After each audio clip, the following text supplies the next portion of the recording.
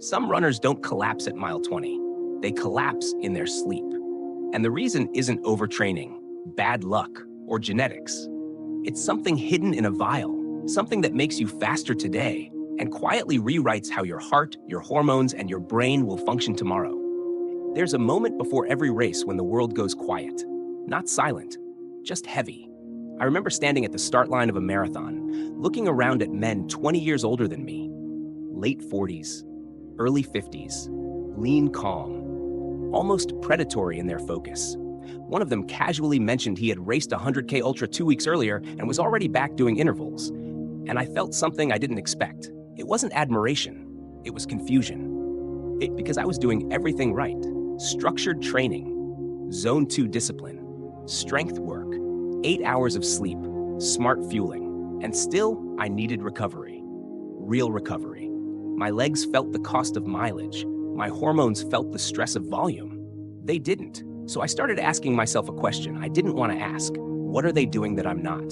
The answer wasn't in another workout. It wasn't in a cleaner diet. It was something quieter, something hidden. If you're new here, subscribe, because what I'm about to share changed the way I see endurance forever. I went digging for the truth, and what I found wasn't about talent. It was about chemistry. So I stopped looking at training plans, and I started looking at physiology. What I discovered forced me to change the way I think about performance enhancement. We use that phrase so casually, like it's an upgrade day, like installing better software. But the more I studied what these substances actually do inside the body, the more I realized something unsettling. This isn't enhancement, it's borrowing. And not the harmless kind.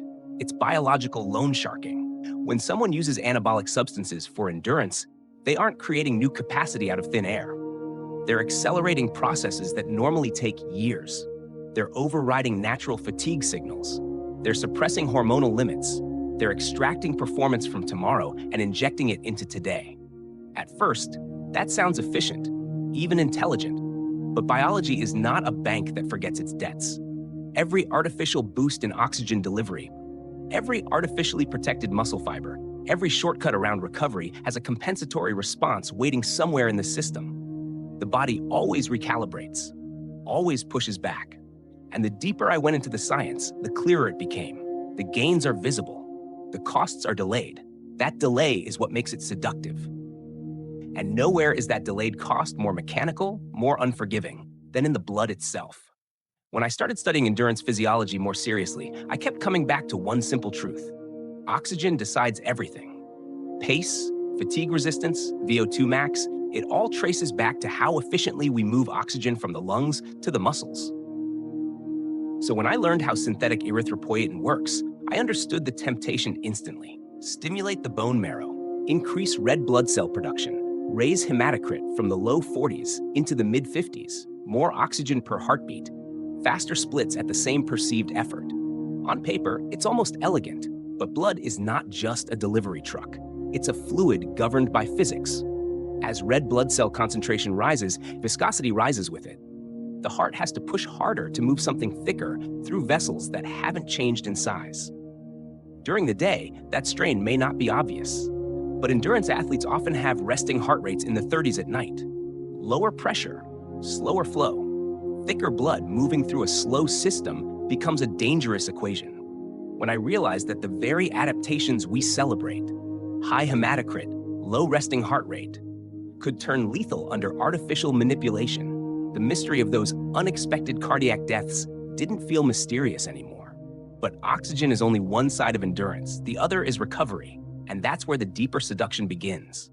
The more I trained seriously, the more I understood that fatigue isn't weakness. It's biology protecting you. After long efforts, cortisol rises, inflammation increases, and muscle tissue is temporarily broken down so the body can rebuild stronger. That rebuilding phase is slow, humbling, and completely natural. So when I started learning how exogenous testosterone alters that process, I could see why it's so tempting. Suppressing catabolic signaling, it allows the body to bounce back faster, to feel less destroyed after mileage that would normally demand rest. For a competitive mind, that sounds like a gift. But the endocrine system doesn't tolerate interference without consequence. When synthetic hormones enter the bloodstream, The brain senses abundance and shuts down its own production. The hypothalamus stops signaling, the pituitary quiets, the testes reduce output. The HPTA axis goes dormant. What looks like resilience from the outside is often artificial stability maintained by external input. And that realization unsettled me, because recovery is supposed to be earned through adaptation, not outsourced to a syringe. That dependency is where the conversation gets complicated, especially when we talk about aging, because I had to confront something uncomfortable. Hormones, in the right context, can be medicine. A 70-year-old man with clinically low testosterone isn't chasing podiums. He's trying to stand upright without pain. He's fighting sarcopenia, brittle bones, brain fog, and depression. Bringing his levels back into a normal physiological range under medical supervision can restore strength, cognition, and even cardiovascular resilience. In that context, hormone therapy isn't an enhancement, it's restoration.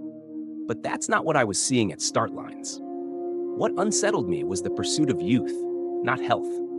Pushing levels far beyond natural ranges in a 60 or 65-year-old body doesn't rewind time. Arteries still carry decades of wear. Heart valves still reflect age.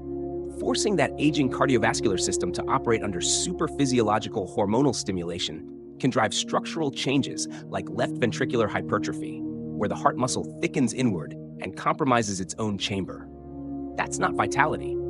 That's strain disguised as strength. And I had to ask myself, are we trying to age powerfully, or are we trying to deny aging altogether?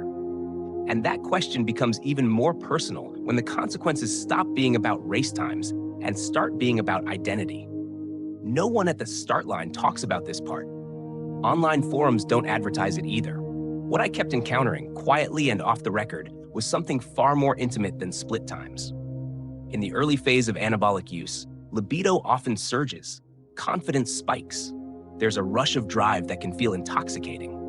For a while, it reinforces the illusion of power, but the body is obsessed with balance. When testosterone levels are pushed beyond natural limits, enzymes like aromatase convert excess hormone into estrogen. Prolactin levels can rise.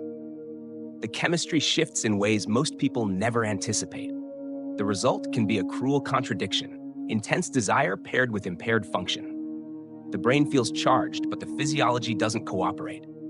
At the same time, with the HPTA axis suppressed, natural signaling to the testes diminishes, and testicular atrophy can follow some. Fertility declines. That's when it stops being about performance and starts touching something deeper: masculinity, fatherhood, long-term health.